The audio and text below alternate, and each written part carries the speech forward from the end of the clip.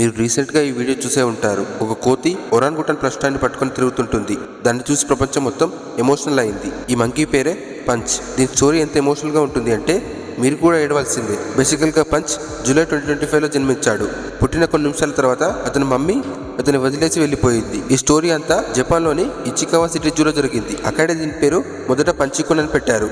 ఇంగ్లీష్లో దాన్నే పంచని అంటారు. ఈ ఇచికావా సిటీ జూలో తల్లి వదిలేసిన తర్వాత దానికి ఎవరూ తెలియకపోవడంతో ఒంటరిగా అక్కడెక్కడ తిరుగుతూ ఉంటుంది. దాన్ని చూసిన కేర్ టేకర్ ఒక ఒరాంగుటాన్ టాయ్ని దానికి ఇచ్చాడు. అప్పటి నుండి పంచ్ ఆ టాయ్తోనే తిరుగుతుండేది.